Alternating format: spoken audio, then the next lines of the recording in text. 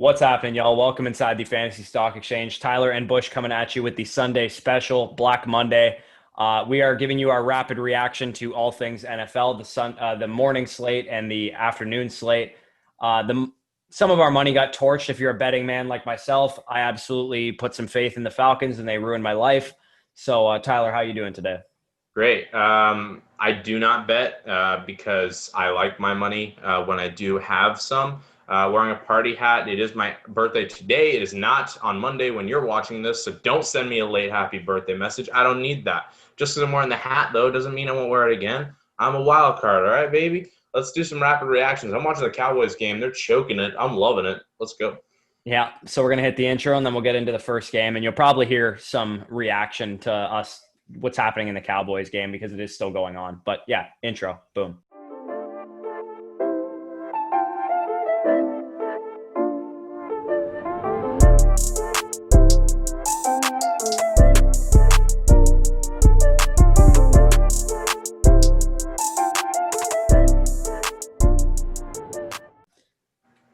All right, so first game, I referenced it already. The Atlanta Falcons did some Atlanta Falcons things. The Chicago Bears 30, Atlanta Falcons 26. Big injury news out of this one. Tariq Cohen has suffered what is believed to be a torn ACL on kind of a dirty play, if you ask me, from what I saw.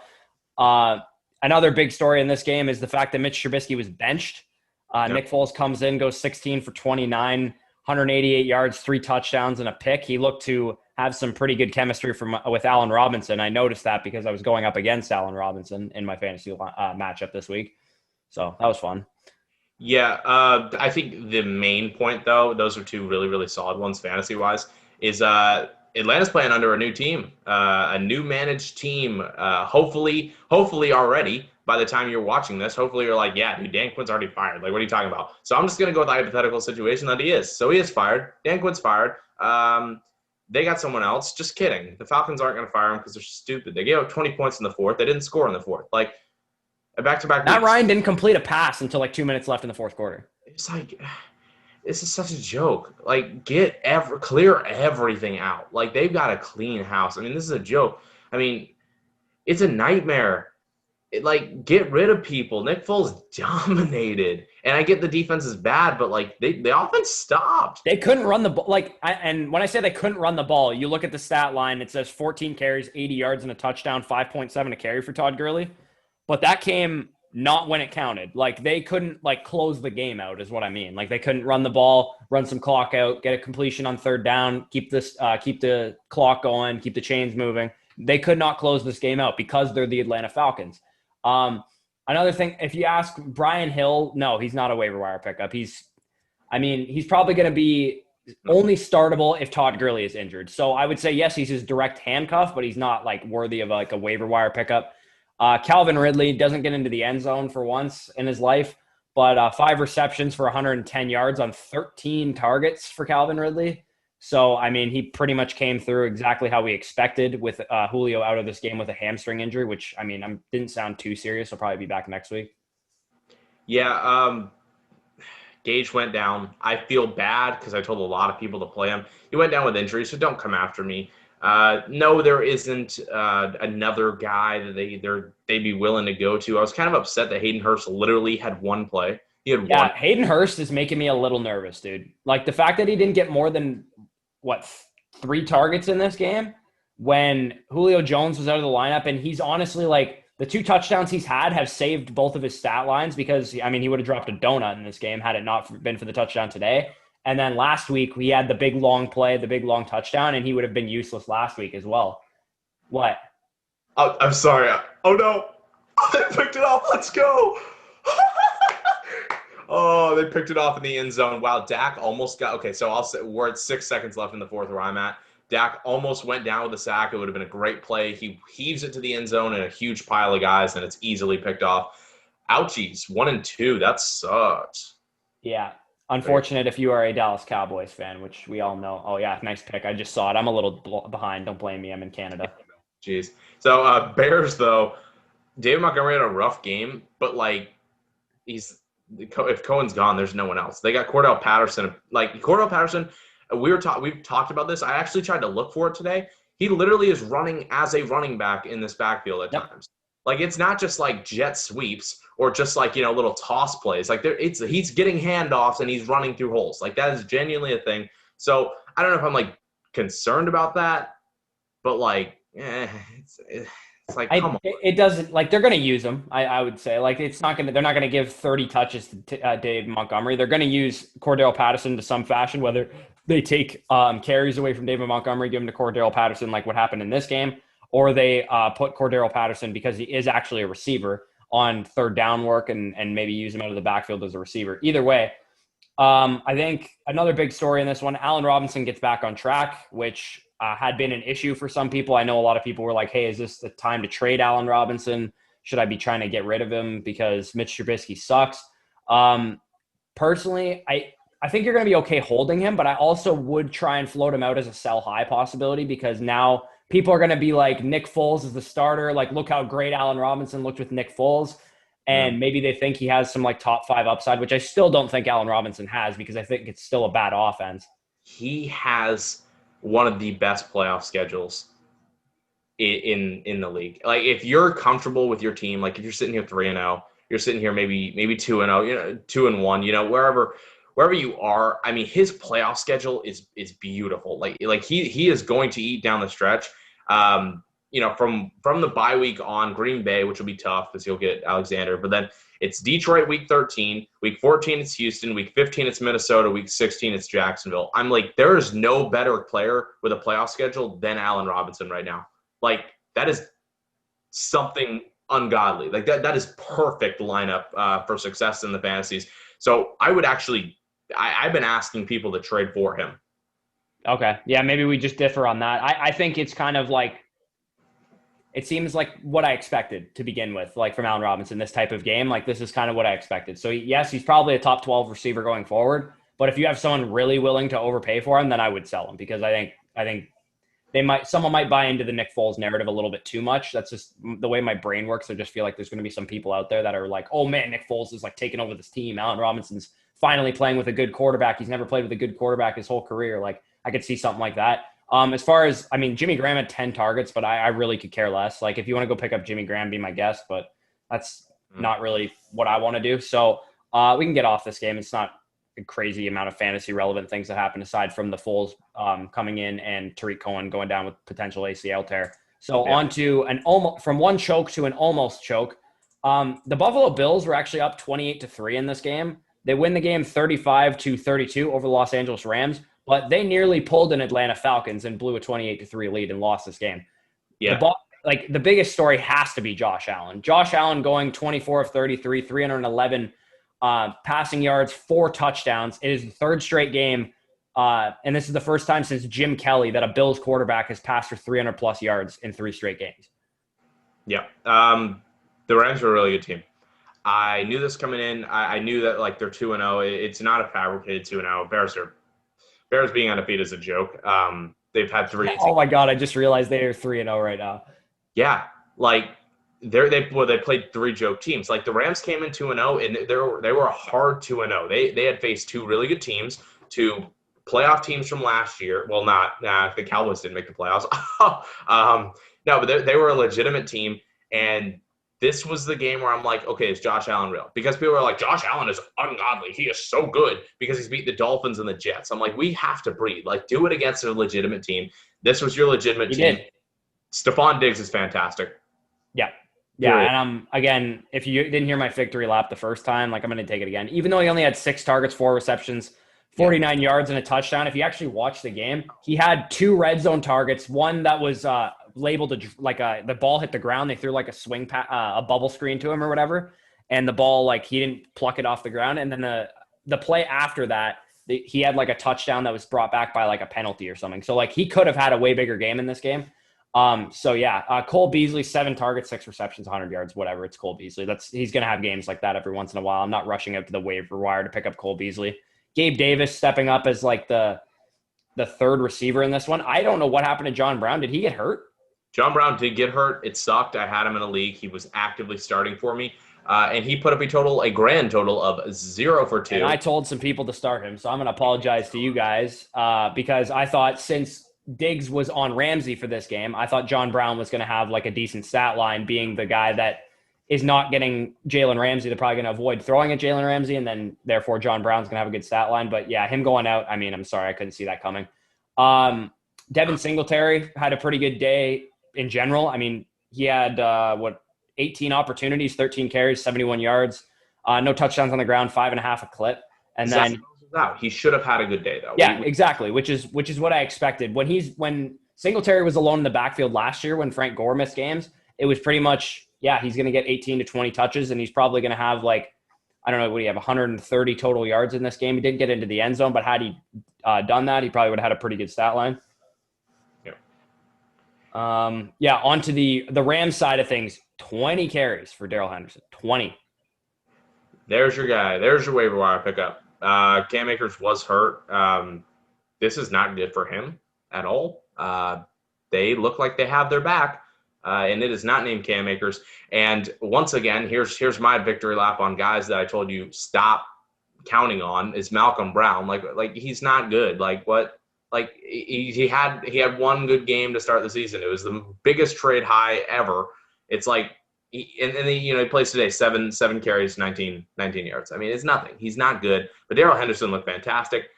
He actually did look very good. He almost averaged 6 yards per carry. Maybe you're a little bit more bullish on Darrell Henderson than I am. I'm not saying Darrell Henderson's a fake and this was like a farce performance or anything like that. But I think once Cam Akers comes back, this is going to be a committee. And Sean McVay said it. And I think that's what's going to be. I think it's going to be a different guy every week. So, I mean, I'd be more willing to sell Darrell Henderson high than hold on to him and think I have like an RB2 going forward if I can, because I don't think this is going to be overly sustainable. I think Jared Goff in this game had a better game than I expected him to against the Bills pass defense that's pretty merciless. So he had an okay stat line, 321 yards, 2 touchdowns, and 1 pick. Pretty good fantasy day for him. In terms of the receivers, Cooper Kupp gets back on track, 10 targets, 9 receptions, 107 yards, and a touchdown. I definitely feel good about that one, knowing that I told a lot of people to start Cooper Kupp this week because I was like, hey, it's a Kupp week because Woods is going to be on Tre'Davious White. Robert Woods actually had a good game as well. Not until probably midway through the third quarter was he doing well, though. 6 targets, 5 receptions, 74 yards, and a touchdown. He had a long of 31 in that game as well. So both of the Rams receivers definitely came through for people that started. Yeah. You got to be playing them both. It's a thing. Unfortunately, my boy Van Jefferson, I don't know what was up with that one. But Kupp and Woods they're almost instant starts now for me. Yeah. This was a really tough week for them, and both of them performed very much over expectations.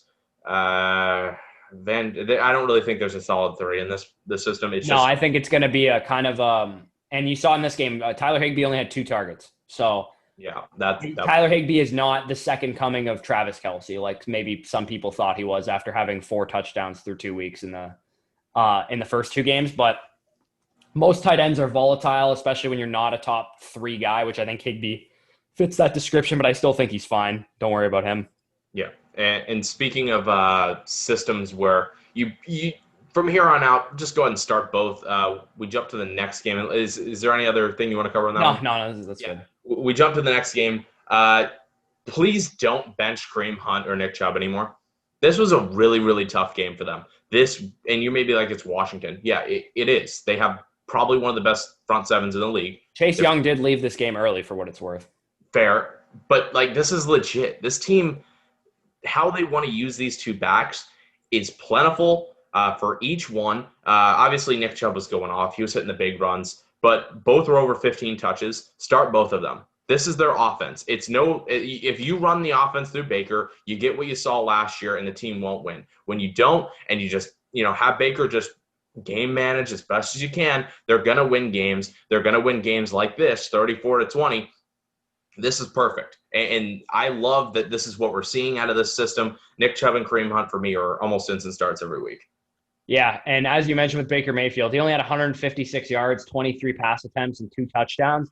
That's about the ceiling you're going to get out of Baker Mayfield this year, I think, because if they want to win games, they got to use their 2 running backs because they have the best running back duo in the league. It's not even really close, in my opinion. And like, you got to take the ball out of Baker's hands because he's a turnover prone quarterback. And when you have two running backs that are as good as these two guys are, they're basically like, it seemed like every time Chubb and Hunt touched the ball, they were getting 8, 9, 10, 15 yards every time they touched the ball. Yeah, it's something. I mean, Kareem Hunt's going to do a little bit more in the pass game, which helps. Which is perfect because then you can start both of them. Because if they were both just ground guys or they were both like 3 down backs, then you'd probably see a lot more volatility. But the fact that they have these defined roles as they do, it makes it a lot easier to know that you can start Kareem Hunt knowing that he's more likely to get a receiving touchdown than a rushing touchdown. Yeah, and once again, I mean, these receivers don't have value to me. They don't. I mean, it sucks because their names, they really are Austin Hooper, Jarvis Landry, Odell. Like, these are names. But you're, like, touchdown dependent on these guys. And yeah. They're not seeing more than, like, I mean, like, their ceiling is, like, an 8 to 9 target game. Yeah, it's so that's a mess. On the other side of things, Antonio Gibson gets in the end zone, but he didn't have a lot of volume. McKissick was getting touches. Peyton Barber got 3. I mean, so there was a lot of guys kind of involved in that. Dontrell Inman, are we picking him up? And it seems like a very small sample size, just 3 receptions, but both were in the end zone. He had 2 in the end zone at least. Yeah, I mean, I'm not really buying too much into Inman. I think that was just kind of a fluke that he got 2 touchdowns. But Antonio Gibson, from what I watched this game pretty closely, 1, because I had a bet on Washington in this game, rip. And 2, because I had Antonio Gibson in my big money league. Antonio Gibson was kind of phased out in this game, which tells me they don't all the way trust him with the 3rd down role because McKissick was on the field a lot.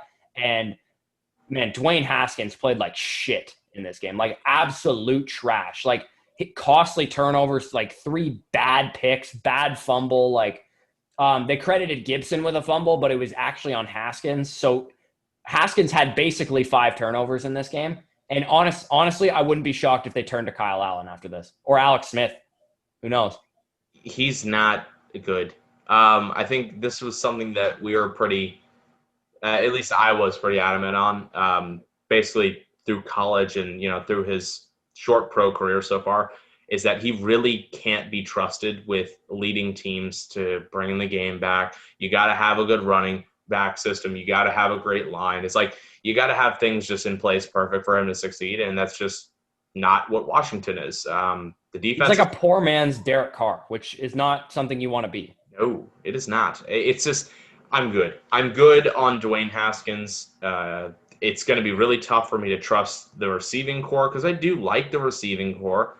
They got Terry, but Terry can only do so much with the volume he's given. He had 4. And his volume is bad volume too, because a lot of his targets are off. Like, he had a play in the back of the end zone that should have been a touchdown, and Haskins missed him. And Terry has to like lay out for it, and he still couldn't get to it. So I think if you're a Washington fan or if you're the Washington football team in general, I think you maybe give Haskins. Like, I honestly think they should bench him.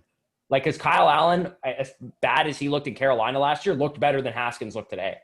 Yeah.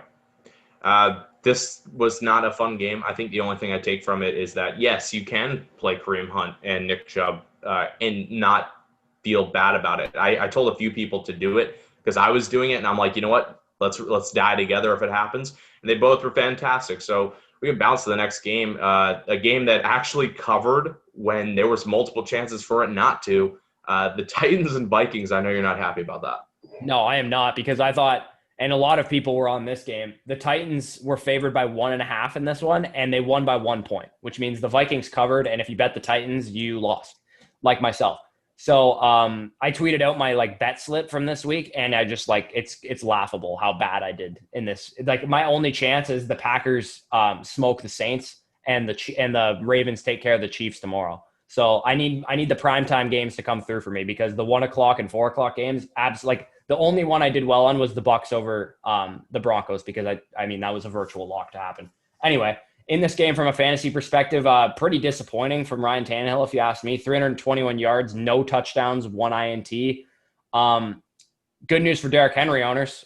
26 carries, 119 yards, and 2 touchdowns. I had a couple people in the live stream this morning ask, hey, do you think Derrick Henry's less valuable than he was last year? It's pretty hard for someone referenced the fact that no one's won back-to-back rushing titles or something like that. Well, Derrick Henry leads the league in rushing still. So And now he has some touchdowns. So definitely no worries on Derrick Henry. He's always kind of been a touchdown or bust guy, but he gets so much volume that it's almost a guarantee that he's going to get a touchdown every game. Khalif Raymond, for whatever reason, just had like 2 huge plays in this game. No, don't pick him up. Like AJ, I think AJ Brown's going to be back next week, personally. Yeah, that's his replacement. Yeah. And Corey Davis had a bit of a down game. If you like, not a down game, he still had 5 catches for 69 yards. Didn't get in the end zone or anything. But I thought him and Jonnu Smith, who both kind of had a similar stat line, I thought they were both going to have like a bigger game in this one because the Vikings secondary is so banged up. But yeah. I mean, I think we'd be remiss if we didn't mention the absolute explosion from Justin Jefferson. Yeah. Without mentioning the run first, I mean, both running backs were over 150. I mean, it was over 100. Derrick Henry was a little. Yeah, low. Dalvin Cook looked excellent in this game. Yeah, I did. You know what? I didn't expect this. I really thought Tannehill was going to be kind of leading this team to the charge. I think that's what's going to happen every other week with the Vikings because their corners suck. But this was new. I definitely kind of saw a chance where both these backs would go over 100. But this looked fantastic. Dalvin Cook looked great. And yeah, we can talk about Justin Jefferson because he was looking arrogant AF out there because he was just rolling against the Titans.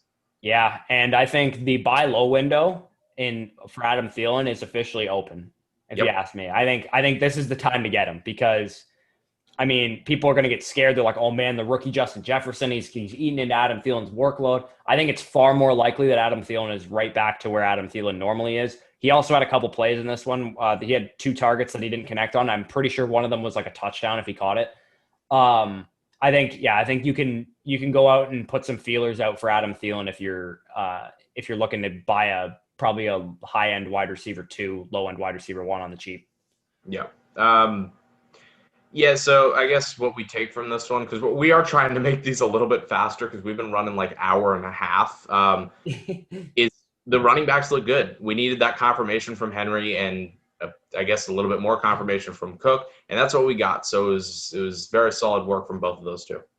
Yep. So as you mentioned, we can get into the next game, which kind of went as I expected, to be honest. The Patriots are a good team, like 36-20 over the Las Vegas Raiders. Cam Newton in this one had a bit of a down game from the first 2 games that he had where he absolutely exploded and just probably won you your week in fantasy. But 162 yards and a touchdown through the air. Did not score on the ground, even though he had 9 carries, 27 yards. Speaking of on the ground in this game, for some reason, Sony Michel had 9 carries for 117 yards. And like when he broke his long run, it looked like he was like running in mud. I'm like, is this Frank Gore or Sony Michel? Anyway, Rex Burkhead, for whatever reason, looks like a friggin' feature back. JJ Taylor got the most carries on it. Like, this is why you don't play anyone from the Patriots backfield, from my opinion, because Sony Michel went over 100 on the ground. Rex Burkhead had 3 touchdowns, and JJ Taylor led the team in carries. If that doesn't describe the Patriots backfield, I don't know what does. But please tell me. Burkhead, if James White is going to continue to be out, which, I mean, given the circumstances of what happened to James White, I totally understand if he continues to be out. Yeah. I think Rex Burkhead is the guy that you can start in this backfield. Yeah, and that's what I was going to say. I'm like, please tell me with that stat line, you're ready to go ahead and start Sony Michel next week with everything you know about Sony Michel. Like, go ahead. Like, you just, it's not a thing. And it's the same with Taylor. You may be like, oh, the volume's good. Like, you're not playing him. Like, you're going to ask me in a start set. You're going to be like, who should I play? No, I'm never going to say these guys. However, Rex Burkhead looked fantastic. I did play him in a league. It was the most arrogant I've ever been about a guy that's this irrelevant. But yes, I did play him in a league, and he did put up 3 touchdowns. And I feel like an alpha for doing that because he had the most pass catches, like by a way. Yeah, 10 targets. Like, and I'm actually kind of disappointed in myself that I didn't notice the big discrepancy in the amount that, because Rex Burkhead played like 70% of the snaps last week with James White out for Sunday Night Football. And we kind of saw more of the same. He was the most involved running back in terms of, he just seemed to be always on the field, and he made all the plays in the passing game. So I think, yeah, Rex Burkhead definitely showed out in this one. Yeah, and then on the other side of the ball, it's almost like Bill Belichick, I don't know, has been paying attention the past like 2 weeks, and he's like, okay, what is the only things that work for the Raiders? You stop Josh Jacobs, and you don't let Darren Waller get the ball. Congratulations, you won the game. That is how, like, kind of – I don't know. It's like dual dimensional, we would say, because Yeah. it's two different kind of things. But that's what you got to do. Darren Waller, only 2 receptions of this one. Josh Jacobs, you didn't feel good about playing him today. You really didn't. I mean, what about like 9 points? I mean, 10 points in your leagues. Like you're not happy about that. No, not from the guy that's been absolutely balling out the past couple weeks. So I think, and I don't know why this is only a New England thing. Like, why doesn't every team do this? Like, take away their best option. Like, why is that only New England that does that? Like, why is Bill Belichick smarter than every coach in the NFL? Like, it's really like when he says, "Oh, how do you coach?" It's like the Art of War by Sun Tzu. You take away. Or you like take away the things that they do best, then you exploit weaknesses and take care of your strengths. Like, it's so simple how he coaches. It's brilliant. Like, just stop 28 on the ground, put number 24, Stephon Gilmore, on Darren Waller, and don't let him catch the ball, because that's exactly what happened in this game. Yeah, if you're going to he's smart. He's like, you know what? I'll let Hunter Renfrow beat me. Okay. And he did. He looked good. He did. Then that's the situation. But that's if you let Darren Waller do what he did last week, you're dead. You let Josh Jacobs do what he's done the past 2 weeks. I mean, you can't let it happen. It's been fantastic the way we see Belichick do this consistently. It's unfortunate for the Raiders, but it's not the end of the world. You're still going to get Josh Jacobs production. That's not ending. You'll still get your Darren Waller production. That's not ending either. We look at the next couple of games. They have Buffalo. Buffalo's tough, but we saw the effectiveness. See, that's the thing. We saw the effectiveness of Gesicki last week, and we see Tyler Higbee kind of shut down this week. So I can explain that. One is because Gesicki plays in the slot, and Jordan Poyer doesn't play the slot. Valid.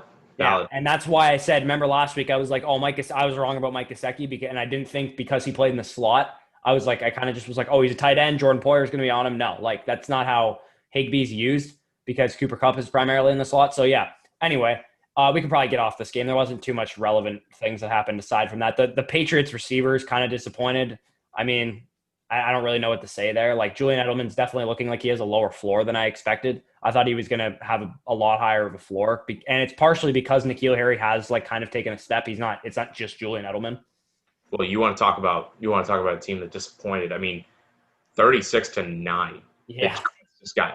And this is without the 2 best pass rushers that the 49ers have. And like all we've been told is the only issues with Daniel Jones is that, oh, well, if he gets pressured, he fumbles and he makes bad throws. Okay, well, their 2 best pass rushers are out, and he had a terrible game, and there was some attempt to run. He was running for his life, too.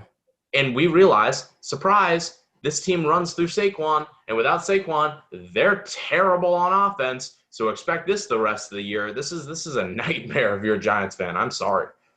Yeah, and I'll take the L on this one, because I told a lot of people to start Darius Slayton, thinking he'd have a good game in this one. I think the Giants' offense is just not one you want to mess with, I would say. Darius Slayton is probably going to have good games here and there, but he's more of like a wide receiver 3 flex play than the wide receiver 2 that he kind of looked like early on. So I'll definitely take that one on the chin.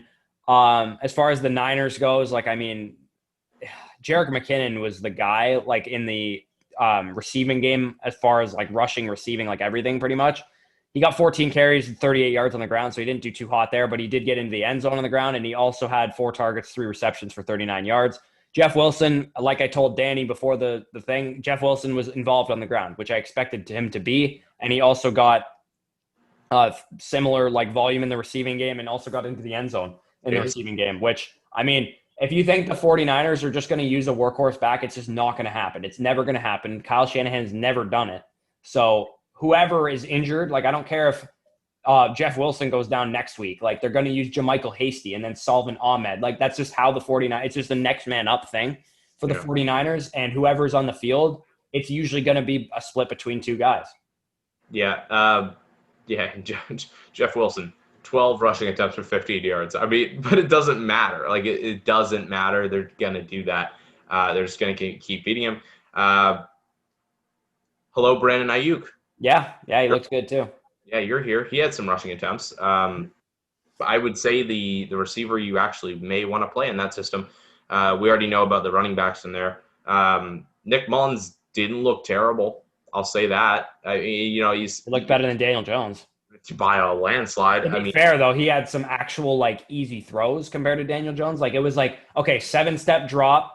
Oh, our offensive line sucks. Daniel Jones run for the first down. Like that was basically the whole Giants offense. Like if he didn't run for the first down, they weren't getting it. Yeah, that's fair. It's a disappointment. Giants fans, I think at this point when Saquon went down, you're like, I just need to see it. Let's see how ineffective it is, and it's bad. Congratulations, because you and the other team from New York, which we'll get to later, you got high picks. So look at the bright side. Maybe you'll get more linemen for Jones, or maybe you'll just replace Jones. Who knows what goes on? Or maybe you'll get a nice shiny receiver from LSU for Jones. Well, they're slating out the window. Rip. Yeah. Anyway, on to probably the grossest football I've ever seen and the most excruciating game to watch. So now we have to look at a tie on the schedule, which is the Bengals and the Eagles tied 23-23. The Eagles elected to punt, take a flag and punt on the opposing 47-yard line instead of going for a 4th and 7 and trying to go for the win. They just punted and accepted the tie, which is probably the most cowardly fucking move I've ever seen in my life. Neither of these teams wanted to win. I think by saying that, you basically said it for me. But neither of these teams look like they wanted to win. It looks like, Burrow got screwed once again. He got sacked 9 times. This is the situation. He looked good aside from the amount of sacks that he took, and part of them was just he got killed. He'd run a play action and turn around and just get smoked. We're gonna see a really angry Joe Burrow. Not angry on the field, but there may be something coming out where he's there needs to be some changes, or because he doesn't seem like a guy who will just lay back and just let this shit happen. Because I wouldn't if I was getting sacked or pressured as many times as he has been. The defense has actually not been terrible for the Bengals, but it's the line. The line is such a problem for them. Joe Mixon looked rough. I hate my life with a lot of passion. Apparently Giovanni Bernard is the number 2 receiver on this team, or that's the goal, is they're just going to feed Giovanni Bernard. What's good though is AJ Green will get the number 1 cornerback every week, and Tyler Boyd is going to put out stat lines like this every week. Yeah, and speaking of AJ Green getting the number 1 cornerback, man, T. Higgins looked really good in this game too. 9 targets, 2 touchdowns, 5 receptions, 40 yards. Again, like you said, if AJ Green's going to keep taking corners away because he has the big name, Tyler Boyd and T. Higgins are going to be the guys that you can play in. I'm happy in these matchups. I'm thrilled. You know what? I was AJ Green coming back is an absolute joke. No, I love it now. I love it because he's taking the number 1 corner, and Joe Burrow's giving him enough targets to where the number 1 corner consistently throughout each week is going to continue taking Green, because that's actually who Joe Burrow's favorite target is, except today he realized, okay, well, Darius Slay. I have a guy that's a younger version of AJ Green. Exactly. Yeah. You got a couple of them. T. Higgins is fantastic, and he got in the end zone, and that's going to pad his stat line. Is he a pickup player? I think so. I think he is. He's it's those 3 guys, Auden Tate, John Ross didn't play in this game. Even before this, T. Higgins is the 3rd receiver, and that if you're a 3rd receiver on an offense that's going to throw the ball, man, Joe Burrow leads the league in pass attempts. Yeah. They're not. He doesn't look bad. Joe Burrow is playing well for a rookie. Yeah. No, he looks really good. Go ahead. Carson Wentz, that's for sure. Yeah, doesn't take much. Better than both the quarterbacks in the last game we talked about, but that was easy. Next week, I'm just going to go and answer the start-sit question. T. Higgins or T. Higgins. He's facing Jacksonville. Henderson, who their best cornerback is going to be on AJ Green. And AJ Green this may be a blowout. This may be the Bengals actually taking the step that we expect them to take. And this may be the game where they just roll, or it's just a shootout. I expected the Dolphins to have a shootout with Jacksonville this week. So look forward to that. Eagles side of things. You want to start that off? Oh man, dude, Carson Wentz looked bad in this game. He did fine for fantasy because he had 9 carries for 65 yards and a rushing touchdown. He had one play. That saved his game, was that touchdown to take it in overtime. But yeah. Yeah, pretty much. Miles Sanders, I actually expected a bit of a bigger game in this, but absolutely no concerns. 18 carries and 8 targets. Like, that is workhorse volume. Like, for whatever reason, he just didn't get it done in this one. Yep. Maybe the Bengals realized after Kareem Hunt and Nick Chubb absolutely stomped it down their throat through the run, they were like, hey, maybe we should actually try and tackle running backs this time. Yeah. And they just kind of tightened that up. Like Greg Ward had 11 targets. Like, ugh. There's no receiver. There's no receiver. Oh, there isn't. And speaking of no receiver, Dallas Goedert also went down in this game. And it's probably a high ankle sprain from what I read on Ian Rappaport's Twitter. So, I mean, like it took us 3 weeks to get here. Zach Ertz is the only healthy option in the Eagles passing game again. Yeah. And I'll tell you why this game wasn't ended by the Eagles in overtime. The Bengals realized fairly quickly that there is only one receiving option in this team, and we're just going to triple, double Ertz the entire overtime. That's what they did. They worked to perfection. They looked to actually the Bengals. It's hard because a lot of me was thinking the entire time, neither of these teams want to win. None of them care. They're okay with a tie. Their seasons are already over, apparently, to both of them. But yeah, Zach Ertz is the legit option, and that's it. Let someone pick up Greg Ward. Yeah, don't waste any money on Greg Ward. Like, it's like, sure. Like, I would much rather own a guy like Justin Jefferson or a guy like T. Higgins. Yeah. Or, I mean, I'm sure we'll get to some other guys, but like, just don't pick up Greg Ward. Like, he has no upside whatsoever. Anyway, so let's get into the next game. This one, honestly, like, admittedly, I didn't see a lot of this game for some reason. I don't know why. It just wasn't on Red Zone very much. Pittsburgh Steelers 28, Houston Texans 21. Deshaun Watson definitely had a better game than we all thought he would have. But as far as they kind of contained him in the pocket a lot, like he only carried the ball one time. But 264 yards, 2 touchdowns, and a pick is not a horrible stat line for going up against what, in my opinion, is the best defense in the NFL. I mean, Randall Cobb had a touchdown and 95 yards because Randall Cobb. And Will Fuller got into the end zone here, 5 targets, 4 receptions, 54 yards. There's not really much I take away on the Houston side of things. David Johnson had a bad game. I expected David Johnson to have a bad game. As far as efficiency, the touchdown definitely saved his bacon in terms of his like fantasy performance.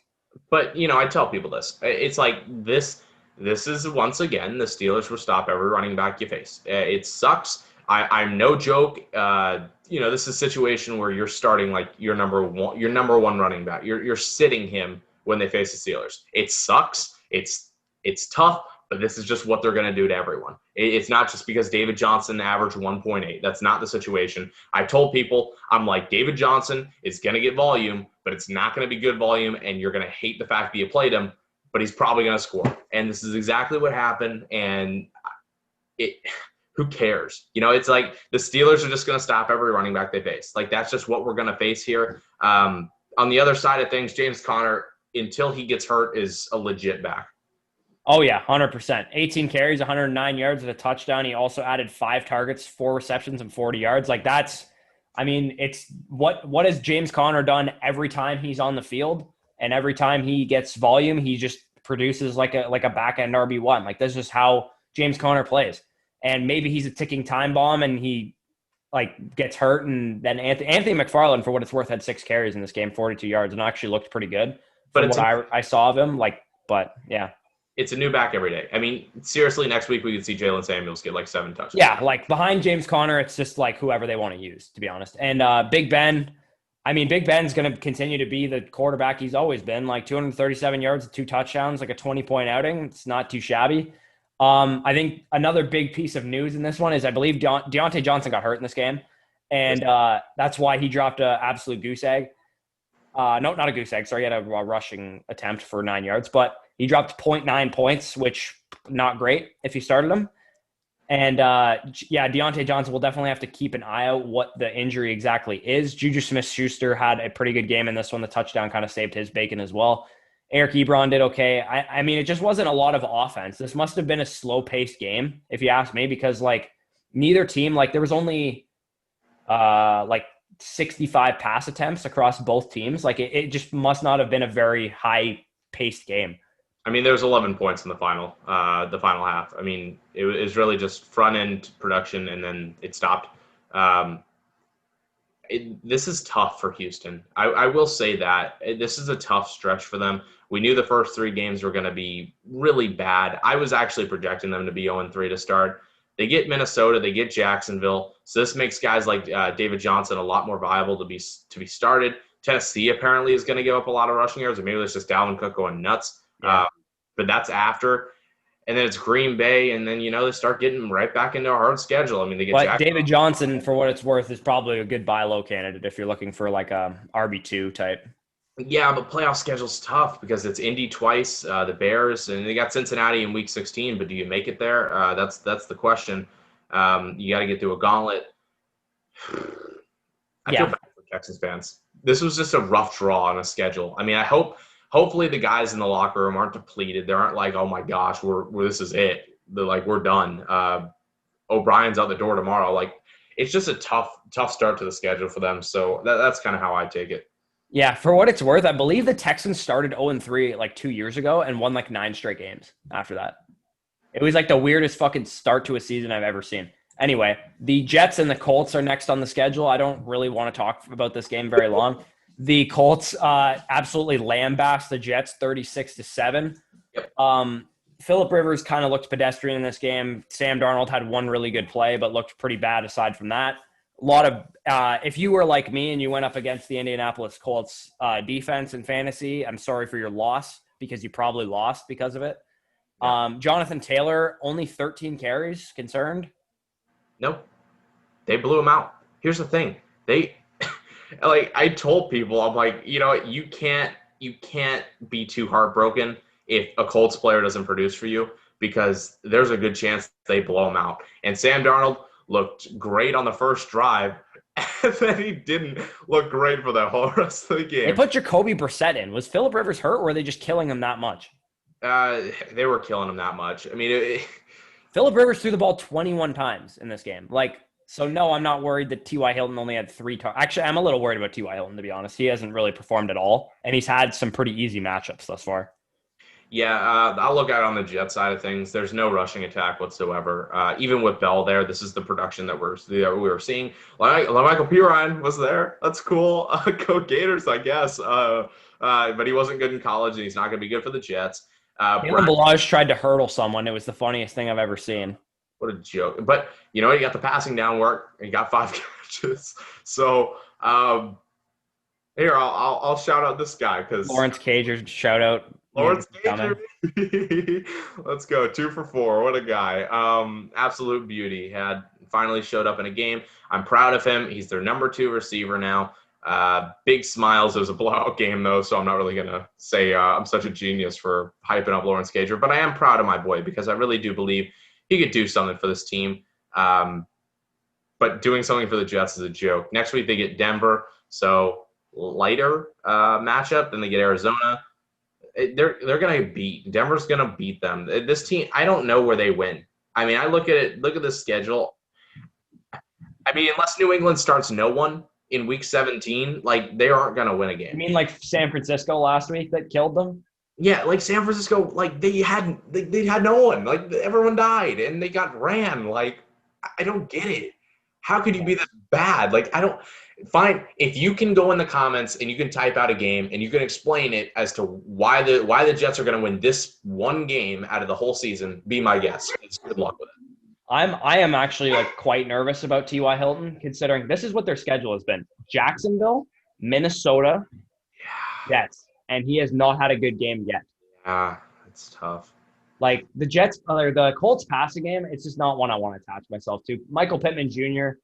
is a nice stash on your bench and stuff, kind of see what happens with that. But T.Y. Hilton, I don't want him. I don't. I think he's kind of washed up. He's kind of in A.J. Green territory for me. And I said that before the season, and I'm going to continue to say that. So on to the next game. I don't really want to talk about this anymore. The Jets are getting the number 1 overall pick. So yeah, probably.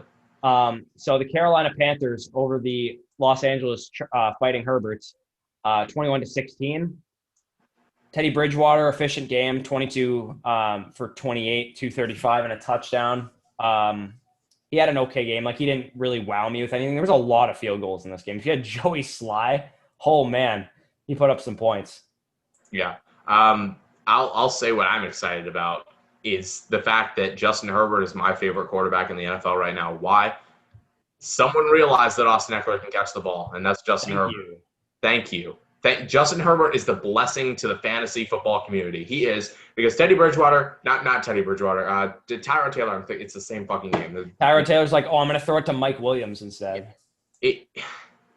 Like, why? Why do you hate us? Why do you hate us? Austin Eckler can catch the ball. And look, he actually was fairly productive when he catches the ball. Wow, imagine. Imagine making 7 people miss every time he touched the ball. Could probably only be Austin Eckler. Yes, but as you mentioned, 11 targets, 11 receptions, 84 yards, 12 carries, 59 yards, a rushing touchdown. Austin Eckler will be just fine. Yeah. Keenan Allen also. Imagine targeting Keenan Allen over Mike Williams. 19 targets for Keenan Allen. 13 receptions, 132 and a touchdown. You love to see it. Getting the ball to Hunter Henry. Fantastic. Like, Mike Williams for this offense just needs to be a deep ball decoy. Just distract. That's literally all he is. That's all he should be. Yeah. Which is unfortunate because they wasted a high capital on him, but that's what he is now. I'm sorry. Hunter Henry needs to be your over-the-middle guy, and Keenan Allen just needs to be the guy you feed all the time. And then Austin Eckler be your dump-off option. I mean, that is how this offense works. That is how they will win games. They didn't win this one, though, which is kind of surprising based on, comparing the two stat lines. DJ Moore showed up at the end once again. Yeah, he had a friggin' goose for the first, 2.5, 3 quarters. Yeah. No, I'm not worried about DJ Moore. I don't know. I think he's downgraded from what I thought his ceiling could be, like a 150 target guy that he was last year, because I think Robbie Anderson is a real thing. I don't think he's going away. I think he is the second option, maybe even the 1B in this offense. So, I mean, Mike Davis had friggin' 9 targets in this game too. So that's obviously great if he started Mike Davis, hoping, because you essentially got like 70% of Christian McCaffrey with Mike Davis in this game. Yeah, if there is anyone I want to pick up from this team, it's Joey Sly, and that's it. Because apparently Bridgewater's just fantastic at getting in a field goal range, but can't actually finish. Wow, that reminds me of a lot of quarterbacks in this league. Go Sam Darnold. Go Phillip Rivers. Go Ryan Fitzpatrick. Wow, we love them. Mediocre quarterbacks are great. But yeah, that's what they're going to be. This was a good defense that they were facing. But yeah, you compare the two stat lines, and you're like, had the Chargers not win by like 2 touchdowns, like it was a joke. But yeah, this was a boring game. It was a little bit of a slugfest, it seemed like. And for all of you, Curtis Samuel is the lead back, like truthers, like get out of here. Like he had 4 carries for 7 yards and he looked terrible on them. So we hinted at that last week. We're like, Curtis Samuel's the lead back. Yeah, no, like get out of here with that shit. Okay. Alvin Kamara touchdown. What? Alvin Kamara touchdown here? Yeah, unfortunately, yes, Alvin Kamara touchdown. All right, sorry, go ahead. I'm playing in my home league. I lost already. I got smoked by the Colts defense and the fact that everyone on my team shit the bed. Anyway, Detroit Lions get their first win of the season. Shout out Matt Patricia. You get to survive a week. 26-23 over the Arizona Cardinals. Probably the biggest story in this one was the fact that Kyler Murray just made some shitty decisions with the football. 270 yards, 2 touchdowns, and 3 picks. He probably should have had 5, to be honest. From what I saw, it looked like Daron Harmon had one that he dropped. A couple other bad, ill-advised throws. I think probably the biggest story in this game, aside from Kyler Murray, is the fact that Kenyon Drake just wasn't that effective on the ground against a defense that had been absolutely run all over. And I thought for sure this is the Kenyon Drake game. Like, Kenyon Drake's going to get right. His buy low window is still open. Yeah. We'll talk about this because this actually just dropped. Actually, no, it's in a couple games, so we're good. Yes. Rip Kenyon Drake. It sucks because this is just not production. I mean, Edmonds really didn't eat into any of his rushing work, and he really didn't eat into any of his receiving work either. He just didn't get any receiving work, which sucks. Kyler and DeAndre Hopkins. Every week I get to take a victory lap on this. Oh, yeah. DeAndre, keep taking it because DeAndre Hopkins looked like excellent in this game. And Andy Isabella getting the touchdowns I think that's what hurts Kenyon Drake is the fact that like that was happening. Here's another guy.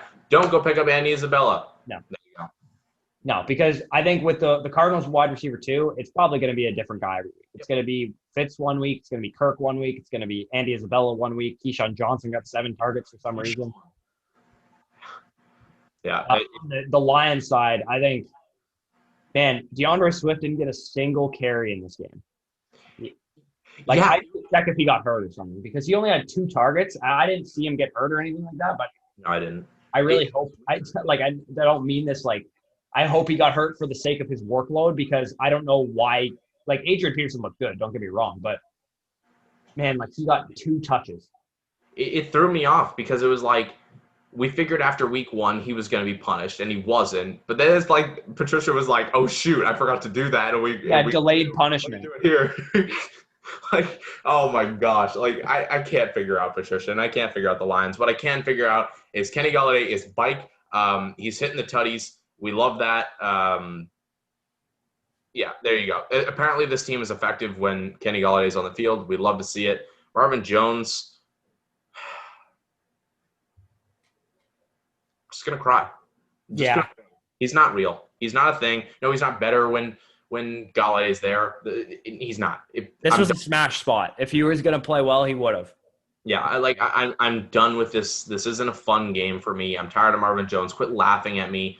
I'm not playing him anymore. TJ Hawk, the Hawk God, is probably their number 2 option, but their number 1 option by a landslide is Kenny Galladay, and he's definitely back and he's ready to go. He looked good, and he was probably about 80% healthy, maybe 70, and he still was putting up a great stat line. When he's there and him and Stafford are clicking, this team is effective. That's what we saw in this game. Stafford looked pretty nice too. Yeah, so Swift played 8% of snaps.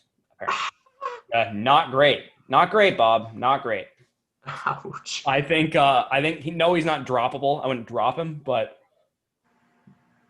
maybe try and get rid of him. Like if someone wants to come buy low on him, like, man, like that's not good. Well, we said get rid of him. You know what? In all honesty, I told a lot of people to get rid of him week 1 because I knew this was going to happen. And then the fact that he put up a good week 2, like you had 2 chances. You have failed yourself as an owner. You're stuck with him. You're in hell. That's big tough. We can jump to the next one though, because I think we got everything. Yeah, for sure. All right, so Bucks and Broncos, 28-10 for the Tampa Bay Bucks. Tom Brady gets on track, 297 yards and 3 touchdowns. He looked pretty good in this one. He left a couple plays out on the field. I told you guys. I told you not to do it. I told you this backfield is going to be a pain in the ass. Ronald Jones leads the team in carries, 13 carries, 53 yards. No touchdowns. Leonard Fournette, 7 carries, 15 yards. LaShawn McCoy, very active on 3rd down as usual. This is a committee, guys. Like it's gonna like I was wrong. I know. I thought it was gonna be Ronald Jones, and then when Leonard Fournette signed, I was like, "Ooh, man, maybe I should back up that statement." You're playing Russian roulette with whoever you start in this game. Like Ronald Jones and Leonard Fournette, and you're never gonna know for sure unless one of them gets injured. Yeah, you're spinning the chamber and aiming. It's tough every time you want to play one. I've been asked way too many times, but should I just start Ronald Jones this week? Nope. Okay, so I'll start Fournette. Nope. Don't do it. Waste of your time. This is. I mean, we've seen backfields like this like every year. There's always one where you're like, there's high expectations and you're like shooting yourself because you do not know who to play. This is that situation. It is hell. It's just like the Patriots. Everyone wants to compare everything the Bucs do to the Patriots because Brady's there. It's just like the Patriots backfield now. We got 3 guys that are good in their own right. They're good at different things, and you use them interchangeably. Like none of them are going to be workhorses unless one of Ronald Jones or Leonard Fournette gets injured. So to the receiving part, this is probably a big deal for some people, but Mike Evans only catches 2 balls for 2 yards, but he scores twice. So he definitely saved your fantasy day in terms of like his scoring and whatnot. Scotty Miller had a big reception like down the field. So, I mean, he's not startable. He's like probably a best play. And then no. After last week, no. Scotty Miller's out the door. I don't care. This sucks. All the people that are like, oh my gosh, this is going to be fantasy heaven. Gotcha. No, it isn't. It's actually really rough for you. Gronk literally after last week where Gronk was like, dude, I'm just here to block.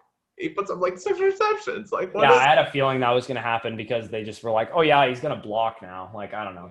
But another thing that's worth noting is that Chris Godwin went down in this game towards the end with like a hamstring injury, it looked like. So that's something to monitor, I would say. Chris Godwin looked every bit like Chris Godwin for the first 3 quarters before he got injured.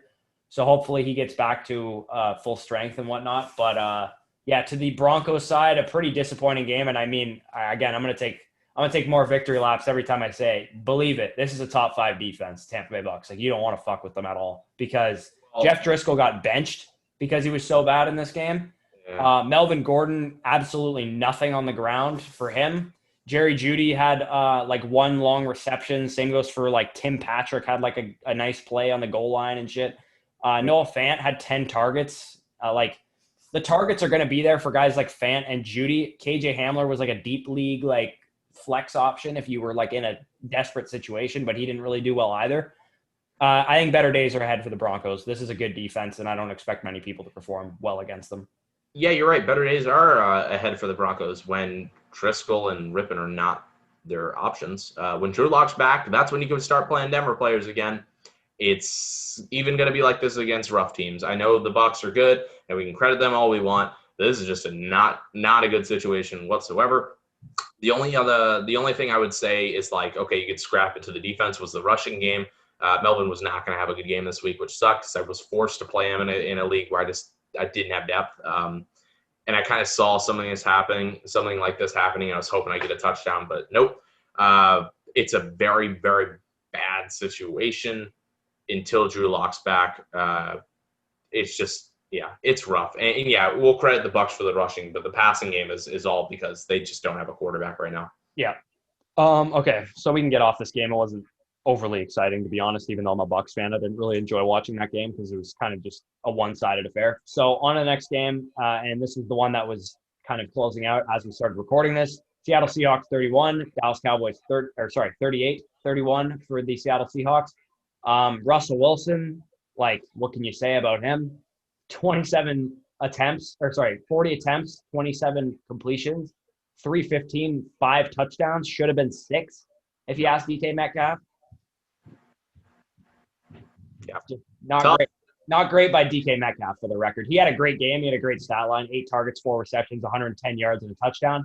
He should have had 2 touchdowns. He literally kind of jaunted to the end zone as he caught like a deep ball over Trevon Diggs, and he kind of punched it out and went back in the end zone for a touchdown or touchback. And then Tyler Lockett also had a pretty explosive game, if you ask me. 3 touchdowns in the first half, 9 receptions and 100 yards. Not too shabby for him. And that's the tough thing is this game really didn't need to come down to the end, but it did because DK really could have gotten in the end zone. Come on, bud. Figure it out. You're not a rookie anymore. I'll tell you what I'll take from this, outside the fact that, like, yeah, there's clear 2 startable options, is the rushing game wasn't clicking too much. And at the Carson also got hurt. We saw Carson go down at the end. Yeah, and there was an alert, and I said I'd save it for now. It's a knee sprain. Pete Carroll did not specify the severity of the injury. That is a report from Seattle. So it sucks. It's probably an MCL sprain of some kind. It'd probably be like a 2 to 4 week injury if I had to guess. Maybe it's less than that. I don't think it's like an ACL tear or anything like super serious. But if he's out 2 games, then Carlos Hyde's a guy you can pick up and probably start, flex kind of guy, but I'm not blowing $50 of fab on him either. What you should be happy about and giddy about is the fact that receiving work's just going to get more receiving work.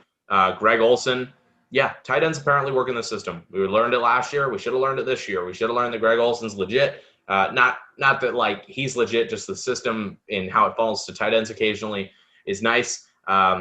This is good. I think this is a good situation. In all seriousness, I think the pass work's going to go up this next upcoming week, just solely based on the fact that Carson's out. And, there's really no sexy, attractive second option.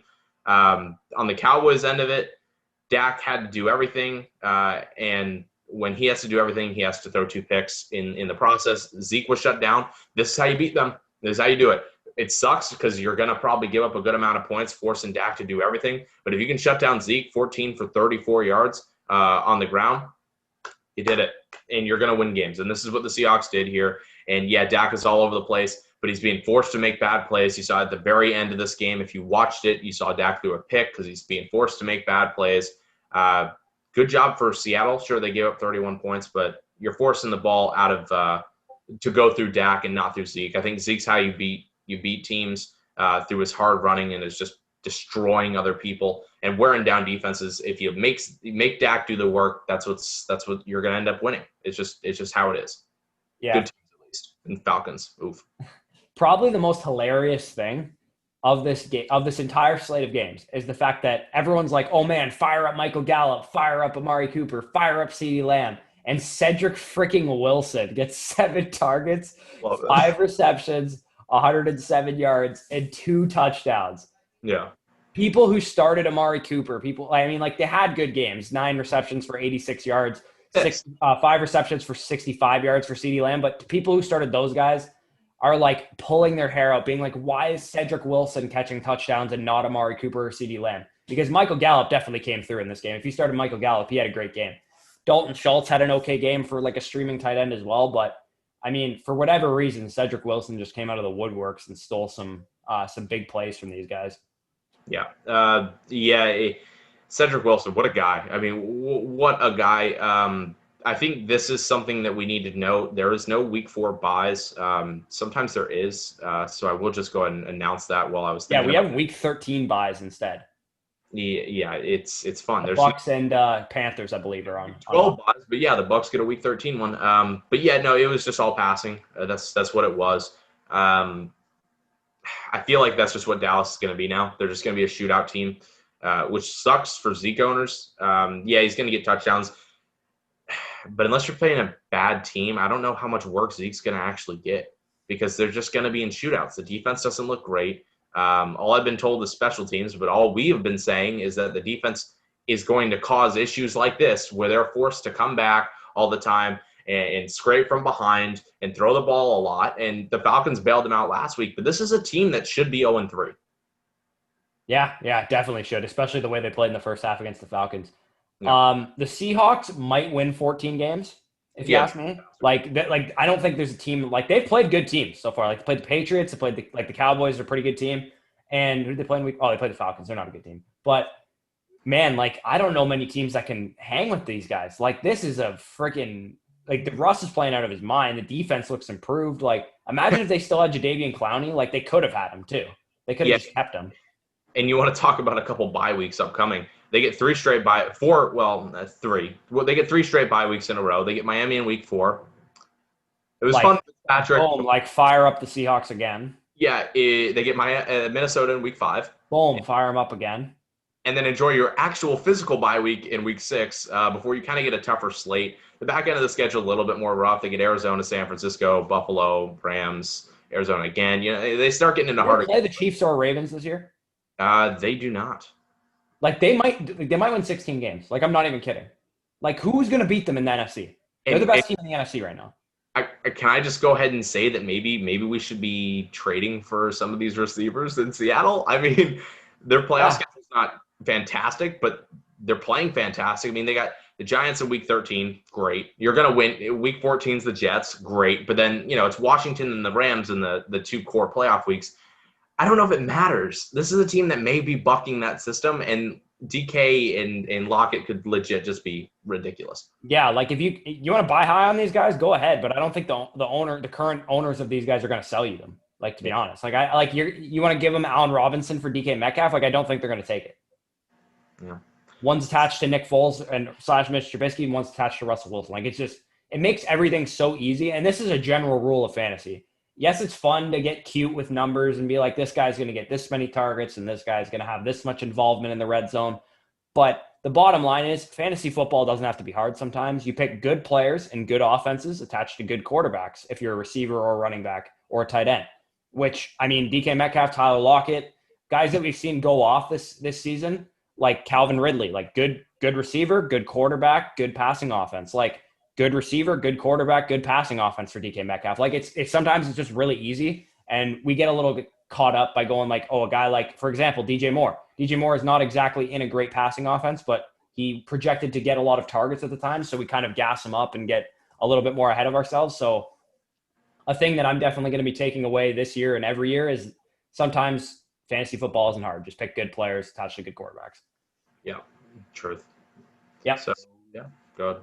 All right, so I hope you guys enjoyed your Sunday of football. Hope you didn't lose all your money on bets like I did. Hopefully you won your fantasy matchups as well. I did not. And hopefully you enjoy tomorrow's game. Hopefully I will do that, be 1 for 3 on the week, because tomorrow's game is going to be, or I guess it'd be today's game, not tomorrow's game. The Chiefs and Ravens should be one of the best games of the year. So buckle up for that. Should be plenty of fantasy options and probably a lot of fantasy matchups this week, unlike any other week so far this season, are going to come down to Monday Night Football, which I always find awesome when you're like, oh man, I need like 22 points out of Clyde Edwards-Helaire going into Monday Night Football. You think I got a chance? Like I love kind of situations like that. So if you guys enjoyed this video, make sure you guys hit the button that looks like this. Comment any of your thoughts down below. Just comment anything down below, to be honest. It helps the YouTube algorithm, whatever you say. Just say you enjoyed the video. Say you didn't enjoy the video. I don't really care. Helps us regardless. Subscribe to the channel if you're new. Hit the bell icon so that you're notified anytime we post videos or anytime we go live. Take it easy, guys, and enjoy your Monday. Yep.